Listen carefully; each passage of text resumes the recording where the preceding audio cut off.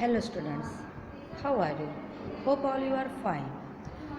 In this section, we will learn about the chapter 1 of SS subject standard 9. As we all know, all we have the problems in SS subject because everyone means that the SS subject is very boring, but students, it is very interesting if we take interest in it. And the other thing is we have to understand it by the easy method. In this video, I will teach you each and every point very easily so that you can remember it. So, can we start? Then let's start the chapter. So children, this is our chapter 1, the rise of British rule in India. In this chapter, we will learn about the discovery of sea route to India, then the arrival of Europeans to India, then the Battle of Plassey, Battle of Buxar, expansion of the company rule, terms and conditions of the subsidiary alliance system which was carried out by the General Wellesley, then the Dalhousie's policy of annexation, an economic impact of the company on India, social impact of the company rule, and then the conclusion. So, shall we start? First of all, I want to tell you that in the ancient time, there was a very great demand of our Indian spices, muslin, cloth, indigo, silk, etc. The trade between India and Europe was carried out through the land route and sea route, and at the center of these, the route was Istanbul in Turk. The second name of Istanbul is Constantinople. Remember the thing that the name of the route from where the trade between India and the European countries was carried out, the name of that place was Istanbul and Constantinople. Both are the names of only one place. Don't get confused. Both are the name of only one place. But after the conquest of Constantinople in 1453 AD by the Turkish Muslims, the sea route through Constantinople was closed. Means Turkey captured Constantinople in 1453 AD, and because of that the sea route of India for the Europeans was closed. So they must have to find out the new sea route towards India, as they couldn't live without our spices. So, since they could not do without the spices, the Europeans felt compelled to discover the new sea route. So, an era of geographical discoveries began, and this is the first reason because of which the route towards India has been started discovering. The discovery of sea route to India with the inspiration and encouragement and economic help from the Portuguese king Prince Henry. Some Beira people began efforts to discover new sea route.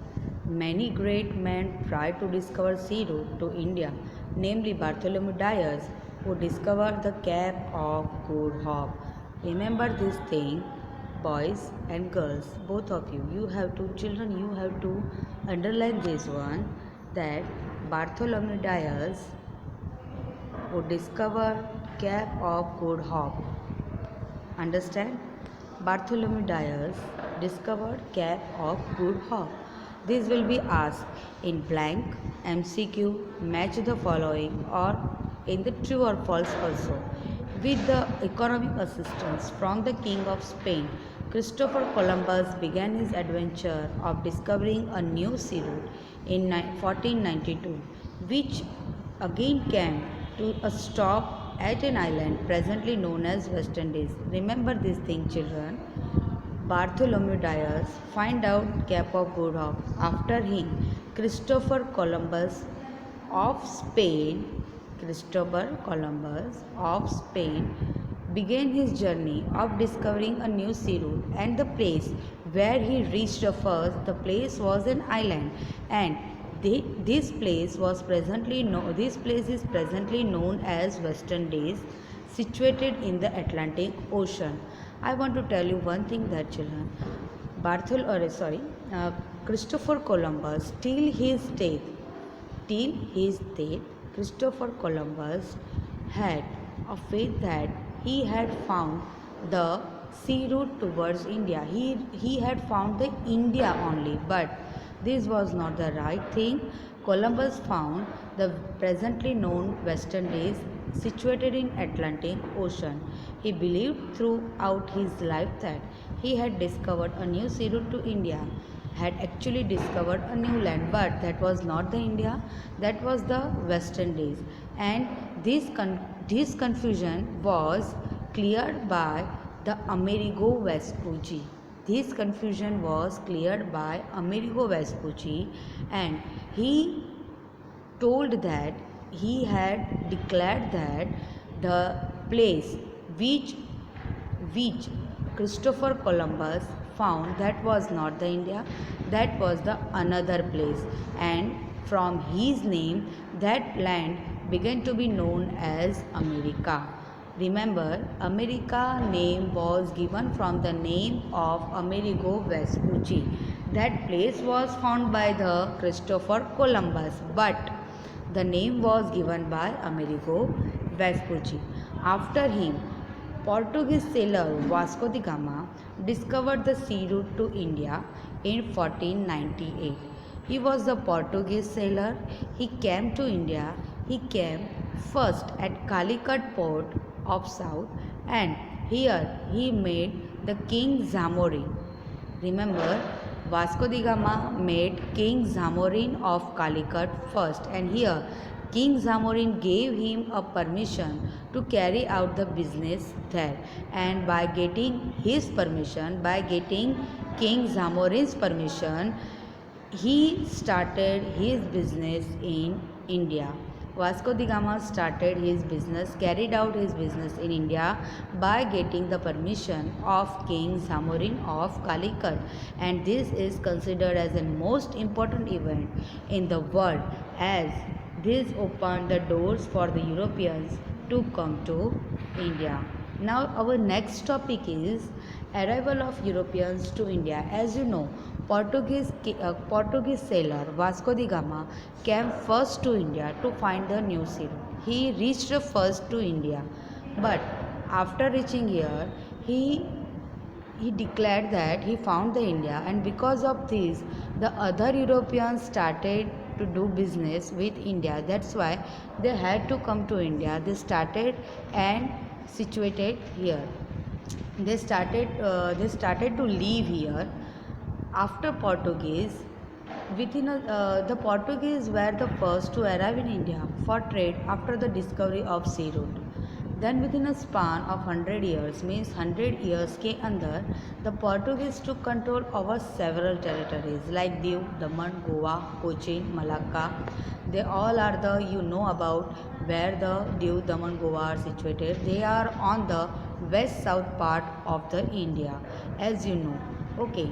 Then he was inspired by the King Zamorin to do the business, but other Europeans inspired by Portuguese, they came here.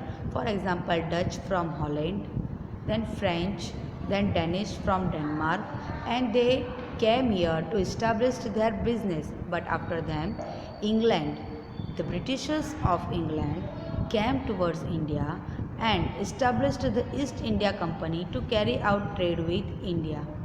In 1600 AD, the Queen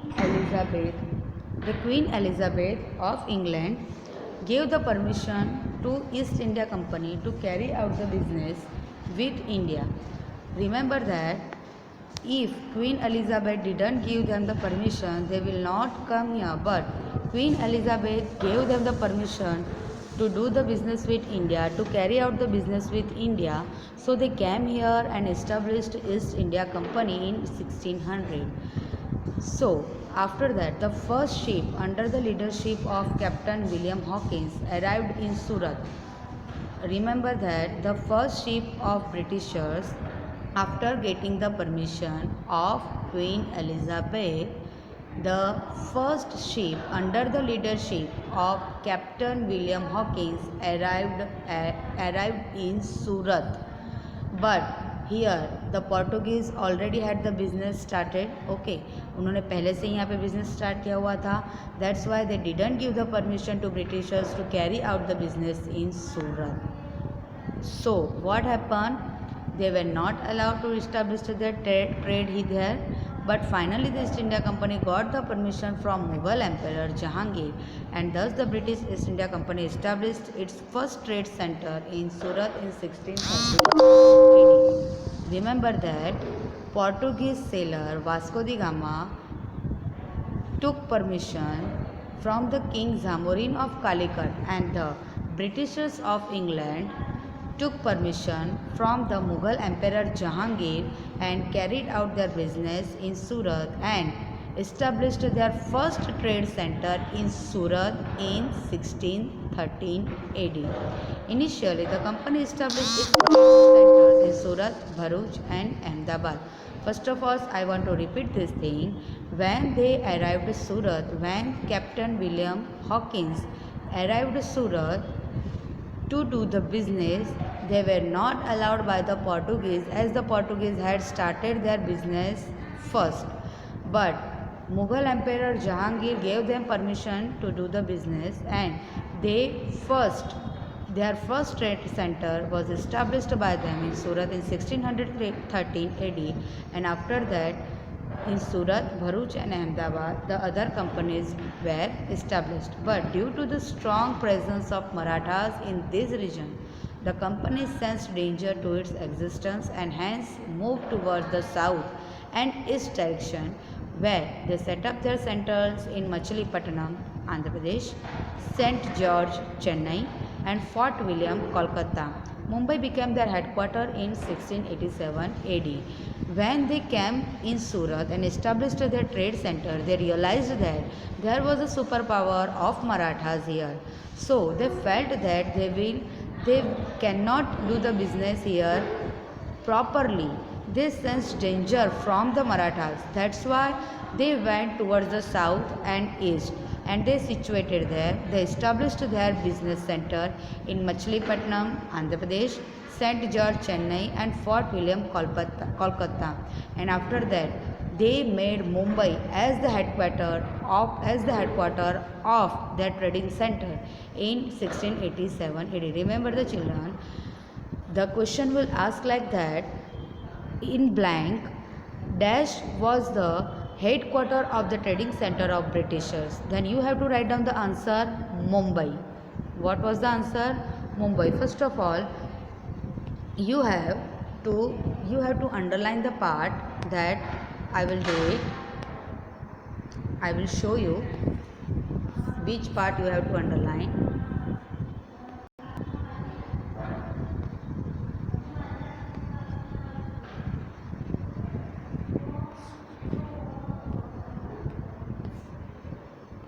You have to underline this part, that Jahangir gave the permissions to Britishers, okay, and by getting his permission they started their business. Mumbai became their headquarter. Mumbai became the headquarter of the trading center of Britishers. Now what's happened? Like Britishers, French also had arrived here, and they have also their trading center, French East India Company. French East India Company arrived in India for trade in 1668 and eventually set up their trade centers in Mahe, Karaikal, Puducherry, Chandranagar, Machilipatnam, etc. I'll repeat, the French East India Company arrived here and make their trading centers in Mahe, Karaikal, Puducherry, Chandranagar, Machilipatnam, etc. And there was a great war, great conflict between the Britishers and French because of the trade. Okay, so what happened? In the 18th century, the English and the French were constantly busy establishing their rule in the entire world and conquering more territories. Between 1746 and 1763, there were three Karnataka wars between French East India Company and the British East India Company. Remember that there were three Karnataka wars between French East India Company and British east India company कब हुए थे ये? 1746 to 1763. You have to underline this. 1746 to 1763. There were 3 Karnataka wars between French East India Company and British East India Company. Okay. Now, in this war, French lost the war and thus making easy the expansion of British rule, British East India Company. Thus, at the end of the battle, the Portuguese were left with Diu Daman Goa and French were left with Chandranagar, Mahe, Karaikal and Puducherry. Meanwhile, the Dutch had to leave forever. Means Dutch तो यहाँ से चले ही गए थे, Dutch India से पूरी तरह चले गए थे. But after the 3 Karnataka wars, the Britishers got the power to do the trading, to do the business in India, and Portuguese got the power to do the business only in Diu, Daman and Goa, and French has the power in Chandranagar, Mahe, Karaikal and Puducherry. And apart from this part of India, in all the parts of India, they have the most of parts, means Britishers had the most of parts to do the trading. This was the first topic of first topic of the lesson. Then other topic was Battle of Plassey, Battle of Buxar, that we will learn in the next section. Thank you.